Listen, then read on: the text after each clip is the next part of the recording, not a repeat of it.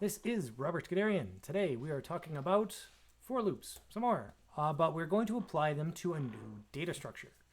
And I get to use the word data structure for the first time. And we're going to talk about how to create lists, we're going to index lists, and we're going to check to see if there's data in these lists.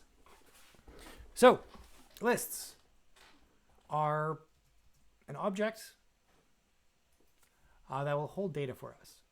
So we know that objects are data and methods to work with that data.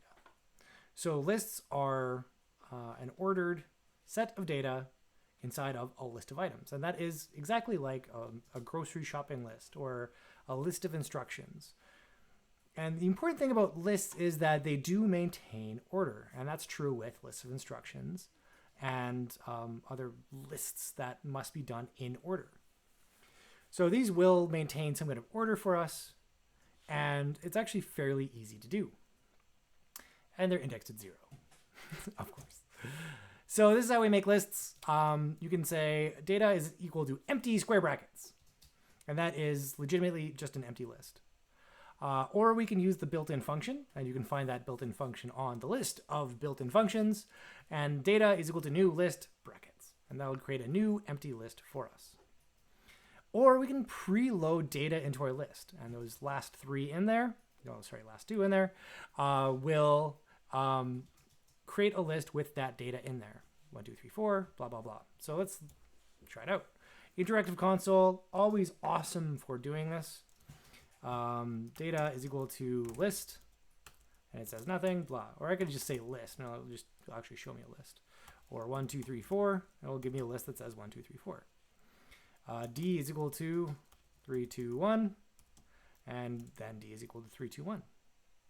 We can, you see me do this, and this is not super testable, but it's interesting. That range function, that is a 2 to 10, gives us a range function, and it's not super useful. So I'm going to say that R is equal to range. Don't use bad variables like that. You're not in a hurry. But we can use list to cast that range object into a list. And it'll actually unpack that range and then show us that data. So you saw me do that in a previous video, and I would just basically said, don't look at the man behind the curtain, and moved on. But that is what I was doing. Can we do this? 1, 2, and then the word 3, and then another list that says 1, 2, 3. Yeah, of course we can. It's Python. So there is a very bad temptation here. And this is something I'm going to preach against ad nauseum in this lecture. Lists should be a homogeneous type. It should be one type. Just because we can have strings and other lists and numbers all intermingled in one list, we should not do it. It's a bad practice. Other programming languages will actually prevent you from doing that completely. Python is a little bit too friendly in this case and will let you shoot yourself in the foot. Don't let yourself shoot yourself in the foot. Just keep one data type in there. And ideally, it's a data type that you need to maintain order in. So I have a list called D, and I can index it at 0. Does that feel like anything I've seen? Yeah, it feels like a string, doesn't it? It's instead of getting the first letter, we're getting the first element in a list. I could say D2, and that'll give me 1. I could say D3, which will be index error, list index out of range. Meaning you can't index that number. It doesn't exist in here. So guess what? We can call length on these two, and basically anything else we can do with strings, including slicing. Nice. We can also, we haven't actually used that step operator. Let's step backwards. Why not? Cool. So that's all nice things we can do with these lists. So they're actually something we're very familiar with, and that's why we're introducing it this week and not next. Next week we talk more about data structures, and it's good. We could oh man, there's so many things I want to talk about at once.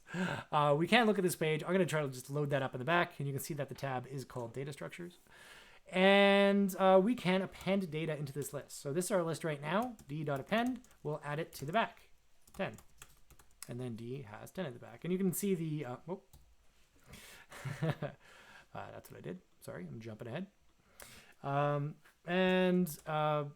Let's add 100 behind that. If we look up here, we can actually watch this object in our variable explorer change as we add 100. And then you'll see a 100 pop in there, which is actually kind of neat. And we can index -1, which will be the last element in our list. This is exactly like a string. And we can also insert in any place. So d.insert. And it is helping me. You can't see it pop up. Insert at index 0. So at the beginning, 1000. And then you will see up in our variable explorer, indeed, 1000 is now our first element. That is a very unusual thing to have. Most programming languages will not give us this for free in a programming language. It's a very beautiful thing Python does. Most programming languages, and we will see this later when we talk about NumPy, will have a fixed length array, and it's called an array, not a list. And it's only got one data type. Perk of that, it goes much faster. These lists and Python are very slow. So there's always a balance, right? So yeah, I think I've already said all of these things. Okay, iterating a list. We're talking about for loops this week. Guess how we do it? You might be surprised to find out that we use a for loop. I'm going to do that over here because I find one-liner codes are really good in the interactive console, but all the rest should be inside of here. So data is equal to 1, 2, 3, 9001. And then for datum, fun fact, data is a plural word. Datum is singular. And data, print, data, datum. Dum. Can't type anymore. There we go. And it would iterate. And it's actually a really nice, classy thing to do. It all is very short and beautiful. In our slides, the next one is to say for I in range. We can do that too. For I in range, from 0 up to the length of this data, that can say print data sub. That's the kind of cool way to say index of I. And we'll go through each element in our list one at a time, starting at 0, and then 1, 2, 3, and print them out all one by one. This might feel more comfortable, again, to people who have programmed before. Obviously, this is more Pythonic and kind of pretty. It's nice.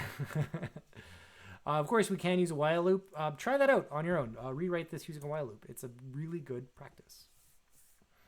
But we have something very cool we can do. I skipped over using split on strings. This is very wonderful. Which is, if I have a string, I'm going to say no, don't do that. Words is equal to 1, 2, 3. And you can see that I left spaces between all those words. So if I just print out my string words, it's just that. But if I say words.split, this is a magical function that will look for white space in a string and return a string that is will return a list of strings, and each one of the elements will be a word with no white space around it. Even if I had like large white space around one of these. Oops. Let's see if I can go up. Space. So now there's lots of different weird spaces. If you run that split, it's going to be the exact same result. 1, 2, 3. No space characters, no tabs, no new lines, no white space whatsoever around these words. And that's the default way to use it. And that's pretty cool. So, why is that useful? Well, it returns a list. So that was topical. So if I had this inside of my program, which is apparently very complicated to do. There we go. I can say parts is equal to words.split. So parts will be an array of strings. Then for word in parts. And there's another way I could write this. I'll rewrite it that way in a moment. I can print a word. Or I can call a function and pass it. We don't know what functions yet. We'll get there. So we'll say 1, 2, 3. I could kind of skip the middleman here and say that, which will do the exact same thing. And it's kind of pretty. Whatever makes you happy in this case is the best way to write it. But I have something in my slides. It's a comma. So there is a data format called CSV. And Excel will let us save to this. I'm going to say ID, first name, last name. So 0, Rob, G, 1, Harry Potter, Potter, he's French. And I'm not showing you that at all. 2, Ron Weasley. I feel like I spelled that wrong. Good. And there could be more. Those are just the ones I could think of off my top of my head. And I'm going to save this as people.txt. So any Excel spreadsheet that's not complicated, that's just data, can be stored as a CSV. And CSV stands for comma separated values. So I have these values, all this data, and each one of these is a row in a spreadsheet. And instead of cells, I've just separated things out with commas. Okay. So if I go back over to here, what I want to do is load this file. So I'm going to say people is equal to open. Forgot it. Did I name that people.txt? Oh boy. Yes. people.txt. And then I'm going to say for person in people. And playing around with tents like this actually works very well until you have the wrong data type in there, and then it blows up. And then I'm going to say parts or data parts. I'll go back to parts. Columns is equal to person.split. And I can split on a certain character. So instead of splitting on any white space, I can split on a comma. And then I'm going to print out columns. Bang. And now I actually have fancy data. So imagine you're running an experiment and you have sensors around the building and they're printing like temperature every hour, and these lines are a sensor ID, a date stamp, and the reading. Well, now you can start creating your data set in Python. And I could have ages or something, but yeah, let's add some data types. So let's pop over one. So let's find the average age of all these people. I'm going to give myself the column name, age. Rob G is obviously 100 years old. Harry Potter is, how old is he in the last one? I'm going to say he's 18. That guy's seen some stuff at the age of 18. And Ron is a little bit older and he's 19. I'm basically just avoiding spelling Hermione. I'm not going to lie to you. And, well, what do we see here? We have a problem that we have this as our first row. That's not data. Those are column headers. So I need to skip one line of data. So let's think about back to the way we dream about this. Oops. Where we have header 1, comma, header 2, comma, header 3. And then we had the IDs, Rob G, 2, Ron Weasley, and I guess we had numbers. It doesn't really matter. What we want is, what we start with is the cursor there. But what we want is the cursor, and apparently no H, here. So if we do a read line first, it'll skip past this first line, and we can ignore it, and then send us into the new line. So in our code, what we're going to do is open this up, and then say header is equal to people.readline. Oops.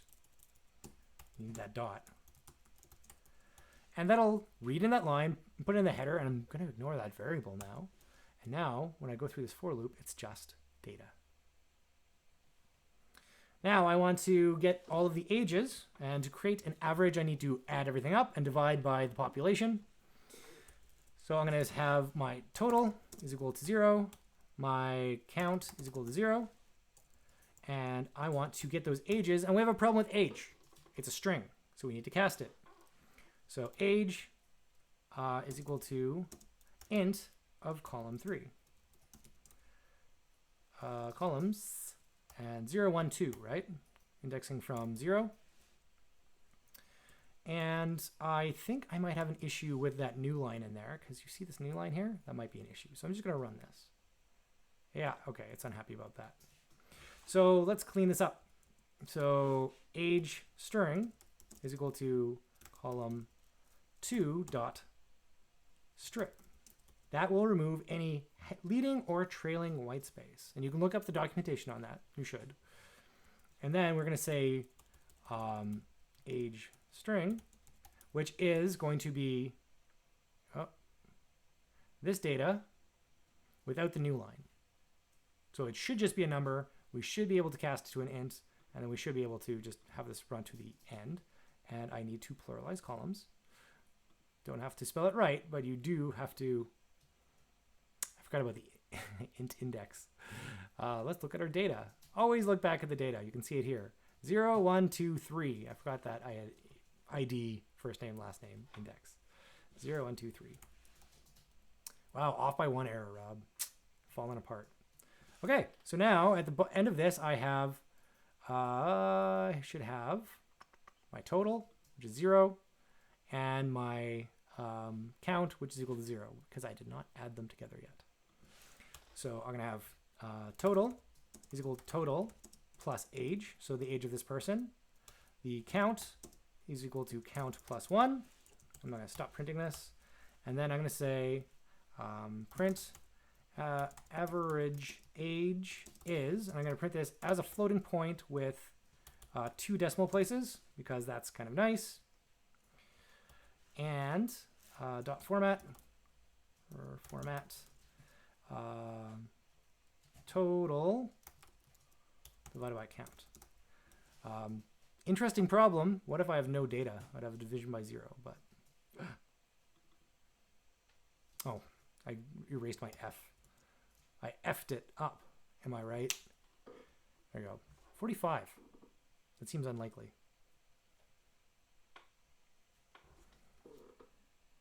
Why is that? Total is equal to 137. What's my count equal to? 3. Oh, because I'm 100. That seems more likely now. Okay, so I could, if I wanted to really validate this, I would do that math myself with those, add those 3 up and divide them by 3. But now that I remember that I'm 100 years old, that number does seem to smell right. And it is smelling your data. Like, run it and like think about, is that the right response? One more thing, and this works with strings too, is the in. We have seen the keyword in when we run for loops, which is interesting. But we can also use in to check for if something's in there. So I'm going to say that our string is equal to ABCD. Is A in this string? It is. Is F in this string? It's not. Is, I have people. Oh, I do have another, I guess I have D. Is 1,000 in D? No, 10,000 is not, but is 1,000 in there? It is. It's actually really useful. It's very, very, very nice shorthand. This is another thing we could program ourselves relatively easily, and you can challenge yourself by trying to do that. So this is what we saw. We saw some lists. We saw if it's in order. We saw that we can actually make things in parse a CSV, and that is a powerful thing. And that is really the culmination of this week, that we can use split and for and reading a file to do something that's incredibly powerful. And again, if you had an experiment with many, many data points, this is a way you could read it in. And it would work with any programming language, as long as you know the syntax. I hope you're having a good day, and I'll talk to you later.